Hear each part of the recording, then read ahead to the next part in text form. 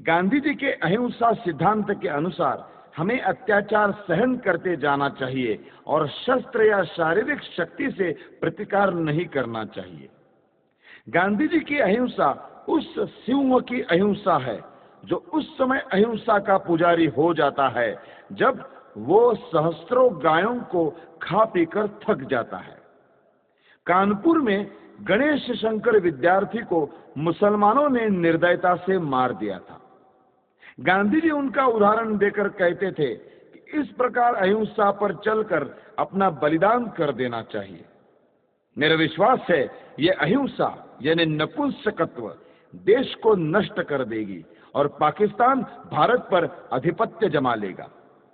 मुझे स्पष्ट दिखाई देता था कि यदि मैं गांधी जी का वध करूंगा तो मैं जड़ मूल से नष्ट कर दिया जाऊंगा। लोग मुझसे घृणा करेंगे। मेरा सम्मान जो मुझे प्राणों से अधिक प्रिय है नष्ट हो जाएगा। किंतु साथ में मैं ये भी जानता था कि गांधी जी सदा के लिए विदा हो जाएंगे तो देश की राजनीति में शस्त्र प्रयोग और प्रतिकारात्मक कार्यवाही को स्थान मिलेगा। देश शक्तिशाली होगा। मैं अवश्य मरूंगा किंतु देश अत्याचारों से मुक्त होगा। सब मुझे मूर्ख कहेंगे पर देश ऐसे मार्ग पर चलेगा जो उचित होगा। यही सोचकर मैंने गांधी जी का अंत करने की ठानी। मैंने अपना निर्णय किसी को नहीं बताया। 30 जनवरी 1948 के दिन मैंने गांधी जी का वध किया। मेरे पास कहने को और कुछ नहीं है। यदि देशभक्ति पाप है तो मैं पाप मानता हूं। मैंने पाप किया है। यदि प्रशंसनीय है तो मैं अपने आप को उस प्रशंसा का अधिकारी समझता हूं। मुझे विश्वास है यदि मनुष्यों द्वारा स्थापित न्यायालय से ऊपर कोई और न्यायालय होगा तो उसमें मेरे कार्य को अपराध नहीं समझा जाएगा।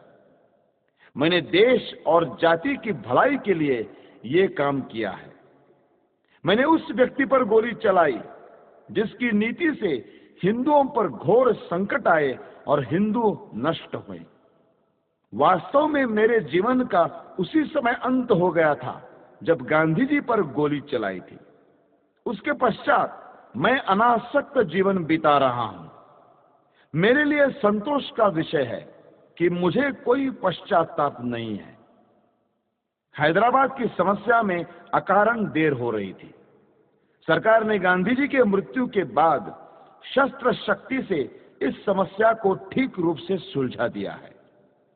भारत की आधुनिक राजनीति और सरकार अभी तक तो ठीक प्रकार से चलती हुई जान पड़ रही है। गृह मंत्री ने कहा है कि देश के पास प्रचुर युद्ध सामग्री होनी चाहिए। ऐसा विचार प्रकट करते हुए उन्होंने ये नहीं कहा कि वे गांधी जी के सिद्धांतों पर चलकर ये सब कुछ करेंगे। यदि वे ऐसा कहें तो केवल अपने मन के संतोष के लिए कहेंगे। ये याद रखना चाहिए कि यदि आधुनिक शस्त्रों का प्रयोग करके ये कहा जाए कि गांधी जी के अहिंसा सिद्धांत पर चला जा रहा है तो हिटलर, मुसोलिनी, चर्चिल या रूजवेल्ट के देश रक्षा के ढंग और गांधी जी के अहिंसा सिद्धांत में कोई भेद नहीं रह जाएगा।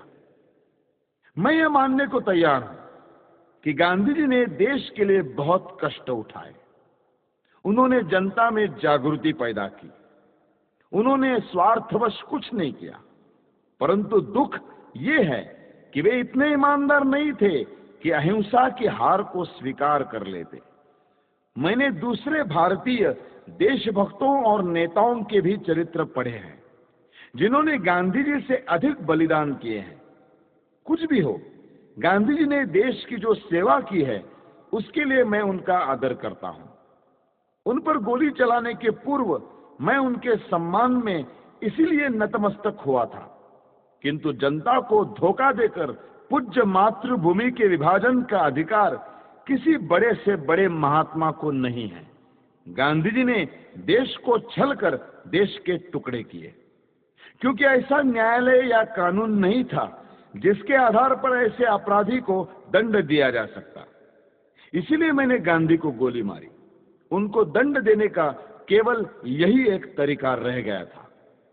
यदि मैं यह न करता तो मेरे लिए अच्छा ही होता, परंतु स्थिति बहुत खराब हो गई थी और मेरे हृदय में इतना अधिक क्षोभ था कि मैंने सोचा कि गांधी जी को स्वाभाविक मृत्यु से नहीं मरने देना चाहिए। संसार को पता लग जाए कि इस व्यक्ति ने अन्यायपूर्वक राष्ट्र के साथ छल करके भयानक रूप से देश के एक संप्रदाय का जो पक्ष लिया है, उसका दंड भोगना पड़ा। मैंने इस समस्या का अंत इसी प्रकार करना चाहा, क्योंकि इसी से लाखों निर्दोष हिंदुओं का जीवन बच सकता था। गांधी जी की जो अहममयी प्रवृत्ति इस पवित्र भूमि के पुत्रों के लिए घातक सिद्ध हुई, उसके लिए भगवान उन्हें क्षमा करे। मेरी न किसी से कोई शत्रुता है, न किसी के प्रति कोई दुर्भावना। यह मैं अवश्य कहता हूं कि इस सरकार के लिए मेरे हृदय में कोई आदर न था, क्योंकि ये अनुचित रूप से देश के शत्रुओं के हाथ मजबूत कर रही थी। मैं देख रहा था कि ये नीति गांधी के कारण थी। अब ऐसे व्यक्ति का अंत हो जाने के बाद वो राष्ट्र निर्माण की योजनाओं पर कार्य करने के लिए स्वतंत्र है। किंतु मुझे ये कहते दुख होता है कि प्रधानमंत्री नेहरू के भाषणों और कार्यों में बड़ा अंतर है। वे धर्मनिरपेक्षता के आधार पर राष्ट्र निर्माण की बातें करते हैं, जबकि उन्होंने स्वयं पाकिस्तान को धार्मिक आधार पर स्वीकार किया है। उन्हें सोचना चाहिए था कि सांप्रदायिक आधार पर बनाया हुआ पाकिस्तान भारत के लिए लाभदायक न होगा। फिर भी सब कुछ सोचने के पश्चात मेरे हृदय ने कहा कि गांधी जी के विरुद्ध काम करना चाहिए। किसी ने मुझ पर इस संबंध में कोई दबाव नहीं डाला और न ही कोई डाल सकता था। आप मेरी इस भावना को जिस प्रकार देखना चाहे देखें, और इस भावना के परिणाम स्वरूप मेरे किए हुए इस कार्य को देखकर जो दंड उचित समझे दें। इस विषय में कुछ कहने की मेरी इच्छा नहीं है। मैं किसी प्रकार की दया नहीं चाहता। मैं ये भी नहीं चाहता कि मेरी ओर से कोई दया की याचना करे। इस अभियोग में बहुत से मनुष्यों को मेरे साथ इस अपराध में ले लिया है। उन पर आरोप है कि उन्होंने षड्यंत्र रचा। इस विषय में मैं पहले ही कह चुका हूं कि इस कार्य में मेरा कोई साथी नहीं था। स्वयं मैं और केवल मैं ही इसका उत्तरदायी हूं। यदि दूसरे लोग इसी दोष के लिए नहीं खड़े किए जाते तो मैं अपने लिए बचाव भी न करता। न्यायालय को मालूम है कि 30 जनवरी 1948 के कृत्य से संबंधित साक्षीदारों की परिपरीक्षा यानी क्रॉस एग्जामिनेशन न ली जाए, ऐसी मेरी इच्छा थी, और मेरे विधिज्ञों को भी मेरा वैसा आग्रह रहा था। इससे मैं अपने लिए बचाव नहीं कर रहा, यह स्पष्ट होगा।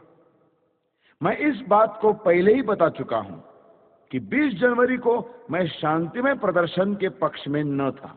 अपने सिद्धांतों का प्रचार करने के लिए यह उपाय मुझे व्यर्थ प्रतीत होता था। फिर भी मैंने प्रार्थना सभा में होने वाले उस प्रदर्शन में सम्मिलित होना स्वीकार कर लिया। यद्यपि इसमें सम्मिलित होने की मेरी आंतरिक इच्छा न थी। दैव योग से मैं उसमें सम्मिलित न हो सका, और किसी कारण से जब यह प्रयत्न सफल भी नहीं हुआ तब मुझे बड़ी निराशा हुई। आप्टे और अन्य लोगों ने पूना, बंबई, ग्वालियर में स्वयं सेवकों के लिए जो परिश्रम किया था उसका कुछ भी फल नहीं निकला।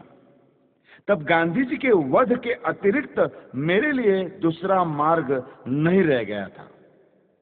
इन्हीं विचारों में खोया हुआ जब मैं दिल्ली के शरणार्थी कैंप में घूम रहा था तो मुझे एक फोटोग्राफर मिला जिसकी कमर में कैमरा लटक रहा था। उसने मुझे फोटो उतरवाने के लिए कहा। वो शरणार्थी ही प्रतीत होता था। मैंने फोटो खिंचवा लिया। जिस समय मैं स्टेशन पर आया मैंने आप्टे को 2 पत्र लिखे जिसमें अपनी मानसिक दशा का वर्णन किया और अपने फोटो भी भेज दिए। नानाराव आप्टे से प्रेस और पत्र के क्षेत्र में मुझसे घनिष्ठ संबंध थे। उन्हें मैंने एक पत्र व्यक्तिगत पते पर भेजा और दूसरा हिंदू राष्ट्र कार्यालय के पते पर। अंत में मैं ये कहना चाहता हूं कि जो वक्तव्य मैंने दिया है वो सत्य और शुद्ध है। प्रत्येक बात संदर्भ ग्रंथों को देखकर तैयार की गई है। मैंने सरकारी समाचार पत्र, इंडियन ईयर बुक, कांग्रेस का इतिहास, गांधी जी की आत्मकथा, समय समय पर प्रकाशित कांग्रेस के बुलेटिन, यंग इंडिया और हरिजन की फाइलें और गांधी जी की प्रार्थना सभा के भाषणों से ये वक्तव्य तैयार करने में सहायता ली है। मैंने ये लंबा वक्तव्य इसलिए नहीं दिया है कि लोग मेरे कार्य को सराहें, बल्कि इसलिए दिया है कि लोग मेरे विचारों को भली भांति जान जाए और किसी के मस्तिष्क में मेरे विषय में कोई भ्रांत धारणा न रहे। भगवान करे हमारा देश फिर अखंड हो और जनता उन विचारों का त्याग करे जो अत्याचारी के आगे झुकने की प्रेरणा देते हैं। भगवान से यही मेरी अंतिम प्रार्थना है। मेरा वक्तव्य अब समाप्त हो चुका है।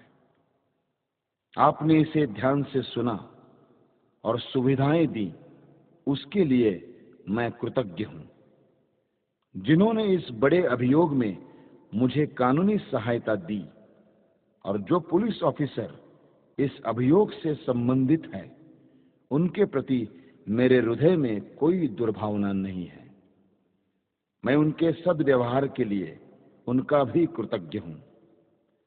जेल के ऑफिसरों को भी धन्यवाद। उन्होंने मेरे साथ बहुत अच्छा व्यवहार किया है। यह सत्य है कि मैंने 300-400 लोगों के बीच दिन के समय गांधी पर गोलियां चलाई। मैंने भागने का कोई प्रयत्न नहीं किया। वास्तव में भागने का विचार मेरे मस्तिष्क में आया ही नहीं। मैंने अपने ऊपर गोली चलाने का प्रयत्न भी नहीं किया।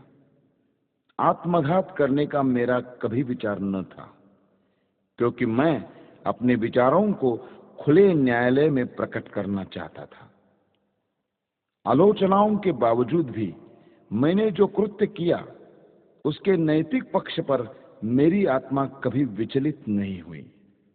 मुझे किंचित भी संदेह नहीं कि भविष्य में सच्चाई और ईमानदारी से इतिहास के इस अध्याय को इतिहासकार लिखेंगे तो वे मेरे कार्यों और उसके परिणाम का सही मूल्यांकन करेंगे। अखंड भारत अमर रहे। वंदे मातरम।